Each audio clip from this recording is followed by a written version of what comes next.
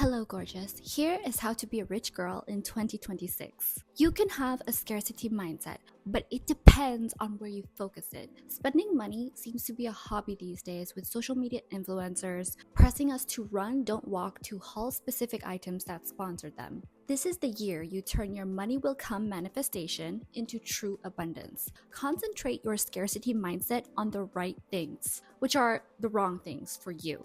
By the end of this, you will change the way you think about spending time, effort, money on the wrong things to focus on altering your legacy entirely. You are going to change your life's timeline when you keep these things in mind and actually do them. This post was sponsored by the itgirlschool.com. Get the permanent glow up that will change your entire life and relationships in the first week if you do the things. I am the Filipina angel who has come with a message. You're welcome. There have been studies that the less you have, the more creative and resourceful you become. The best filmmakers were on a budget. FedEx started with a guy on a bike. People are incredible when it comes to making more from less. I have seen this from housewives who are great homemakers stretching their dollar, single girls figuring out how to put their apartment together without asking for help, and ladies who are good at asking for help whilst making others feel closer by them offering their services. It's not icky to ask for help. It depends on what you're asking. The African proverb has always stuck with me since I lived alone in a studio apartment in the Valley of Los Angeles 10 years ago. I always needed help with something but was dead in my tracks, mortified to ask. If you want to go fast, go alone. If you want to go far, go together. When they say it takes a village, it really does. Every person around you is affected by your decisions. It could be the way you show up, how you respect yourself, or your energy itself. The more you show up the right way for yourself, the more you are respected and others want to help you. Put together people love other put together people. We see eye to eye, we have mutual respect. Rather than asking for physical services, ask for advice. Ask, what's a good company for moving and packing? Do you know someone who puts furniture together, or a company who does? Is there a handyman, a decent one, or a mechanic in town you guys like who's affordable-ish? A lot of people naturally love giving advice and might tell you about a website they love with affordable solutions, or they might step in themselves, or their friends and family will help, or they might show up to your place being emotional support while you try to fix things yourself. Never be afraid to ask. People love helping others at the end of the day. We love feeling needed. They look back and want to assist or support, even if it's simple as saying, I have no idea, I think I need to look into this as well, let's look together. Others feel fulfilled and you feel closer to the ones you love. In other words, tell your friends and family what you're up to so they feel included. They will automatically invite themselves to be at least a part of your support system. Don't expect anything and simply share the information about your needs and ask around. You never know what might come. Next is make a list of things you need or want in order of priority. I do this all the time, even if it's a dream wish list. I used to be able to throw myself at little and large luxuries because I was all about the treat yourself mindset. However, when I look back, there were so many styles that were not worth space in my forever wardrobe. Or I didn't enjoy the experience as much as I thought I would. My eyes were bigger than my stomach in that sense. I keep that wish list for months to see if I still want the items later down the line, sometimes up to a year or more. I create a scarcity mindset around particular items that don't serve me in the moment or future. The reason is, I have had similar products and experiences before that didn't really change my life as I was sold they would. I found myself spending on things that depreciated in value, calling them assets because it made me feel good for a season, the trending season to be specific. A handful of items in my wardrobe or photos in my phone from various locations that I wasn't interested in looking at after a year. If you don't have an iPhone, there's this feature called Memories, and there will be photos of this year or last month, things you did. When I would see photos of people I loved and things I did with other people, it makes me smile. But when I see myself trying so hard to look on trend, I think I look stupid. At one point, I literally had a designer bag that was empty. It had a lip gloss or a lip balm, but no cash inside, with a husband who was living paycheck to paycheck. He wasn't living paycheck to paycheck necessarily 100% because of me. We had a lot of living expenses after we purchased a house and a few acres of land. We are now divorced.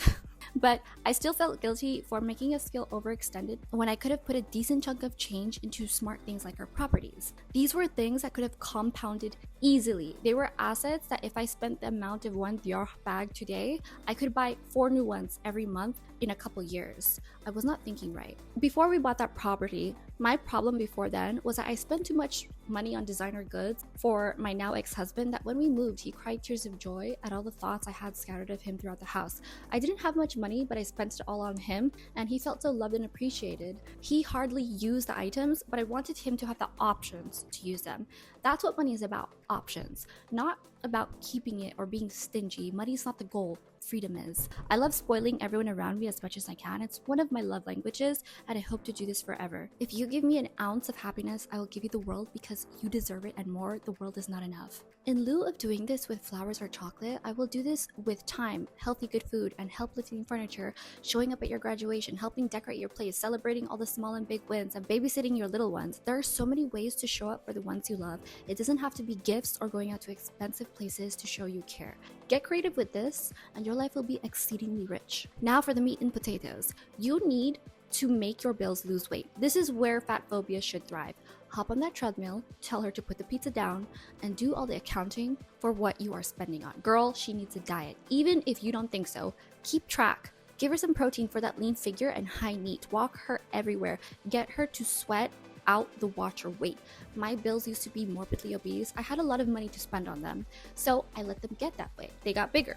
They say that the more money you make, the more money you spend. It's called lifestyle creep. I use Rocket Money. This is not sponsored by them. This is sponsored by the itgirlschool.com, linked below also. Rocket Money is genius because it automatically breaks down your bills for you, telling you how much you've spent, keeping track of when your bills will be taken out, and a percentage pie where you're concentrating your spending. The reason why I like this app is because other apps do similar things, but they only do one part of what Rocket Money offers. One will only track your spending, one will only track your bills. Rocket Money also offers to negotiate down your bills for you to make them smaller, or also cancel your subscriptions for you. If I look at my phone, if I look at my app and feel sick, I need some things to change yesterday. You should not look at your bills and want to throw your phone out the window. When you make mistakes, learn from them. Learn fast and use action to find bespoke answers for yourself that make you feel even more luxurious later down the road. Here are stupid things I've spent too much money on. Subscriptions I hardly touch, streaming services, software bills that I rarely use for my business. They always promote themselves as streamlined. We do all the things automated. The thing is, it's just another learning curve. It's more time, it's more energy, it's more focus, it's more money, it's more effort. Going out to eat at bougie places, beauty treatments that barely made a difference, and I wanted to try them just to say I did because they were on trend or there was something new I thought they were going to change my life. Instead of watching streaming services that add up with several different companies offering shows I want to see, I might rent or buy them on Apple TV instead. They're stored in my cloud forever, and I never have to worry about spending all this time on them, searching the internet to see if there are free streaming services or different apps for this. Remember that time is money and effort. I do not think this is $40. I think in terms of this would be 2 hours of my day if I worked an office job, if I worked a certain place. That's a horrible rate of return if you're not getting much for your purchase. I want to be worth the value of $1,500 an hour one day. I know this sounds weird, but some brilliant business people charge $50,000 to have dinner with them and ask all the questions they want. This is a real thing, so you have to value your time and effort the way they do, which also means you also have to learn how to deliver high impact, immediate, actionable results for yourself in order to create this transformation for others. You don't have to charge for it, you can learn it and do it for yourself. I do this for shopping because I live in Los Angeles. Parking and traffic are horrendous. When I'm going out to a store to try on an item, that's a minimum of 2 hours of my day in my car. If I worked an office job at $20 an hour minus taxes, that's $12 an hour. Technically, that's already more than $40. I call ahead of time to see if they have an item in stock because everything gets sold out right away. It's really busy here. There are a lot of people. Even in the multiple locations, they will not have a product in stock. Then I have to pay for parking and valet depending on where I'm going. Sometimes there's parking and you have no choice but to valet. Wear comfortable shoes to walk far or give your keys up. Next, I'll go home not buying anything because I see the quality is not up to my standards. I'm disappointed by all the time, money I spent, but even more so with the brand. I blame it on them because it was not convincing enough a product that I came home empty-handed. Your photos online might be persuasive, but not in person. There is nothing worse than a catfish. This is not money wasted. It was tuition for a lesson I learned. I canceled all of these useless bills except eating at bougie places. Now I eat at bougie places less or find restaurants and establishments that are somewhere in the middle. If they're cheap, I've experienced food places that make me sick.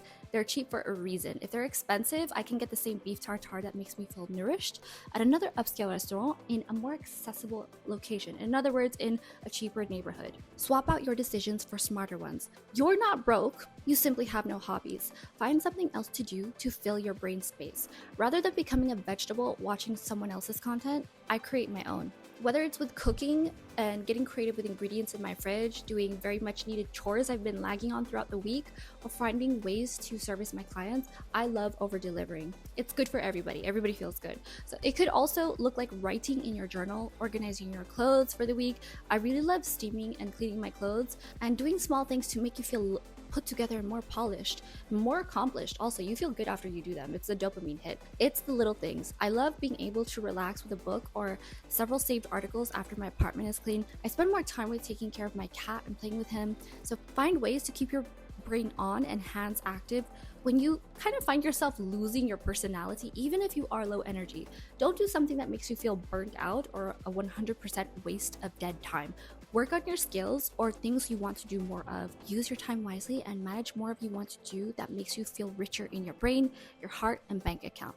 I become more socially adept the more I work in my business because I show up for myself, make more money, and have a high impact return because I'm using my brain more. You can tell when someone's brain is active when you talk to them. I have never been snappier with jokes, found more compliments to share, and have more to contribute to a conversation because I simply show up when I don't feel like it. You also literally become more stylish when you show up for yourself. When you're more social, the more you want to be stylish and dress up because you're wearing more clothes out more often and they get dirty. You need more options. This high impact value version of myself has literally made me more stylish and selective with shopping for better clothes for my forever wardrobe, not a capsule wardrobe.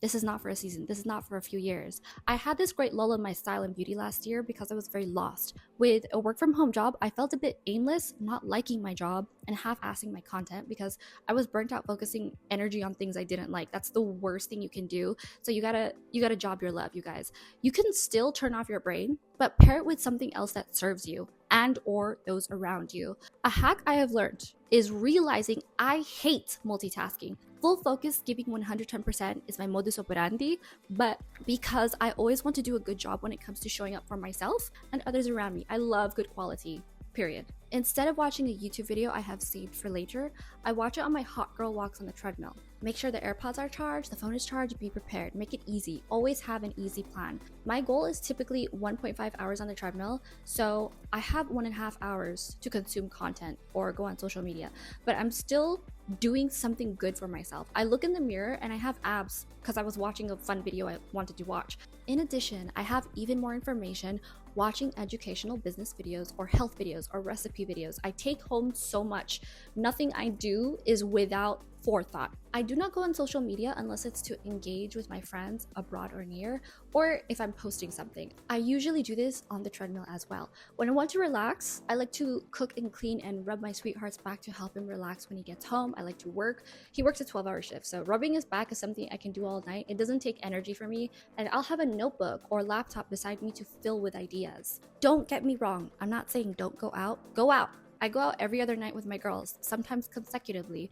We never spend money, or not never. We don't spend a lot of money. I come home so rich with integrity, learning how to say no, set boundaries, learning how to talk with so many different types of people who approach us, pitching myself in my business, growing my friendships with my girls, and opportunities to promote my perspective. What I'm saying is be strategic and selective in the highest return on investment situations. Put yourself in a place where you can meet more people. You don't need a business card.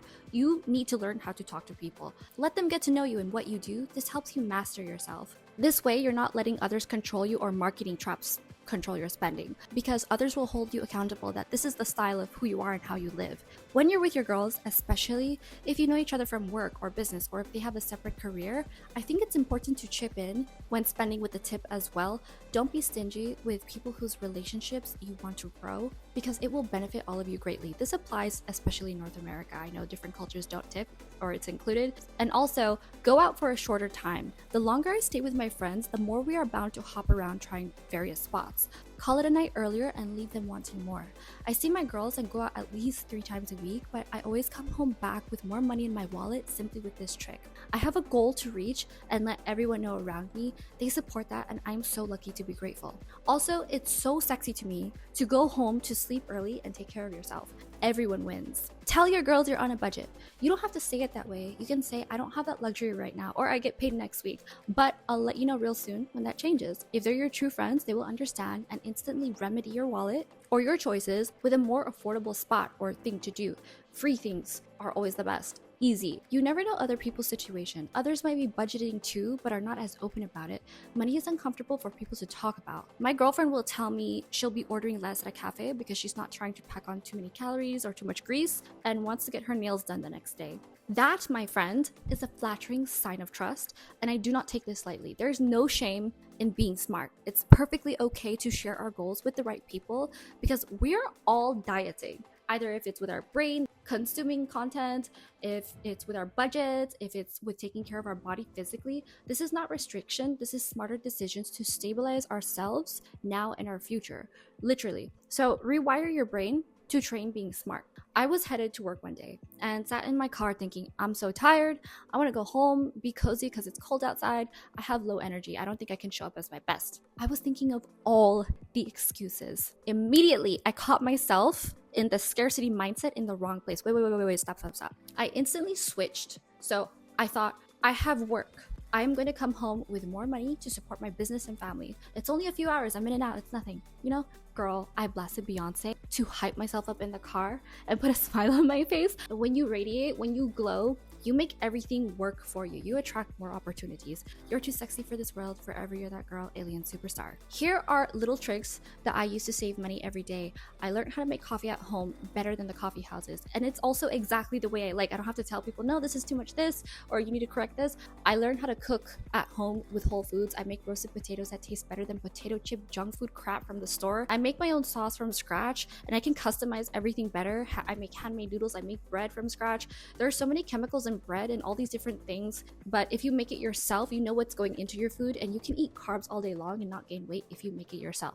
I also don't do my nails anymore. I used to have them long naturally and would file them and take almost up to 45 minutes, but now I don't even have to worry about that. I don't have to worry about opening the door, opening the oven, checking the mail to not break a nail. And I also noticed that the richest women I have ever experienced, I have encountered, I have seen, they all have clean nails. They all have perfect skin and they don't put makeup, or they won't put a lot of makeup unless they have someone else do it for them professionally. That's just so chic and glam at the same time because you're appreciating your natural beauty rather than putting on something else that you think society has a certain standard for you, and thinking for yourself is very, very attractive. I return clothes that didn't suit me right away. I get glam daily. I'm doing a 365 days of fabulous challenge. I'll have that post linked below. I did a 30-day fabulous challenge post where I made myself glam for every single day, and all the results and outcomes that it actually created for myself, it was very, very much life-changing, which is why I turned it into a 365-day challenge. I will report back next year. There is also a study done that people who take care of themselves, looking put together, make 30% more annually than those who do not. My theory is because you want to show up more when you look good, so you feel good, so everybody also wants your good energy. Also, I use the stairs to walk everywhere, so I don't have to worry about buying another workout course or getting a personal trainer who's just gonna tell me to do the same thing. I create a mood board that is my wallpaper to remind me of my goals every day. My goals are not about me. They're about giving my grandchildren opportunities and options. I use what I have to death. Nothing is wrong with the bags I have. I actually have really lovely bags that are really well made, and I use them until they fall apart, Jane Birkin style. I tailor my clothes I'm not using or give them away to homeless shelters, women's homeless shelters, or friends. Goodwill takes your clothes for free and profits off of it. You can change the life of one woman who needs a job, one outfit, for one interview to fix her entire situation. I pay my bills annually versus monthly, so I never see my bank account drained every month, and I save a couple months off with these plans. I drive a low maintenance car that doesn't have payments. It's not flashy, it's low key, but I think it's still elegant because this is the first black car I've ever had. It looks really expensive when it's clean, so I always keep it clean. I squeeze my bills like lemons and make sure I'm either using the software subscription or ask myself if I have the time to do the thing rather than pay for this convenience. I love lazy girl luxuries, but I'm always asking myself, am I being too lazy? Put yourself first. Do not be ashamed to do so. When you put yourself first, you can show up for everyone around you at 110%, and your relationships get richer. Your entire life gets richer. Quiet the noise, step out of the chaos by working on where you are weak. Do not spend money on status. Don't spend money on being accepted. Why are you pleasing people you don't even know? Strangers you don't even like. It makes no sense, so make it make sense for you. This was a sneak peek of theitgirlschool.com. If you love this post, join theitgirlschool.com to dive deep into more strategies and tools on how to have a permanent glow up with seeing results in the first week of change, as long as you do the things. You're welcome. Subscribe, click the bell, tell all your friends, watch it several thousand times. It's 100% free, and see you later.